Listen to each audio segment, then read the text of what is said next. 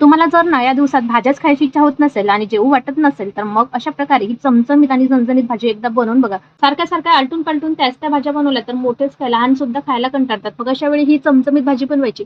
बोटच काय ताट सुद्धा चाटून खातील एवढी गॅरंटी आहे. तर करायचं काय, नेहमीपेक्षा थोडंसं जास्त तेल घ्यायचं. तेल गरम झाले की त्यामध्ये जिरं, हिंग आणि बऱ्याच असा कापलेला लसूण घ्यायचा. लसूण छान बारीक कापून घ्यायचा, लालसर परतून घ्यायचा आणि बऱ्याच अशा हिरव्या मिरच्या कापून घ्यायच्या. हिरव्या मिरच्या तुम्ही तुमच्या आवडीप्रमाणे कमी जास्त करू शकता. त्यानंतर कांदा मस्त परतून घ्यायचा. एक मोठा कांदा बारीक कापून घेतलाय. कांदा परतताना थोडंसं मीठ घातलं म्हणजे कांदा लवकर परतला जातो. तो सुद्धा छान परतून झाल्यावर यामध्ये आपल्याला आवडीप्रमाणे मसाले घालायचे. हळद, तिखट, घरचं घरगुती लाल तिखट घेतलंय, गरम मसाला घेतलाय, तो पण छान तेलामध्ये परतून घ्यायचा. 2 मोठे टोमॅटो चांगले बारीक कापून घ्यायचे, ते सुद्धा छान मऊ होईपर्यंत शिजवून घ्यायचे. अशा प्रकारे त्याची चटणी करून घ्यायची.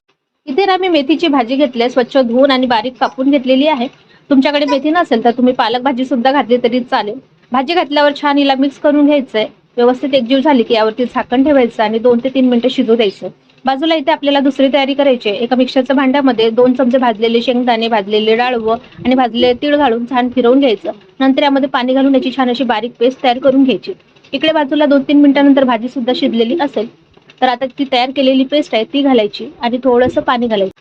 शेंगदाणे, तीळ आणि डाळवं यामुळे भाजीला घट्टपणा येतो, त्यामुळे अजून थोडंसं पाणी घालायचं आणि भाजी शिजू द्यायची. चवीप्रमाणे थोडंसं अजून मीठ घालायचं. सुरुवातीला सुद्धा मीठ घातलं होतं, त्याचा अंदाजा घ्यायचा.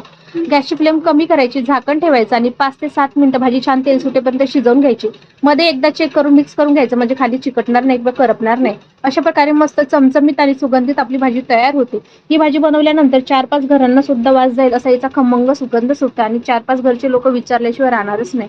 आणि घरचे लोक तर बोटं चाकून चाकून खातील आणि तुम्हाला परत ही भाजी बनवावीच लागेल.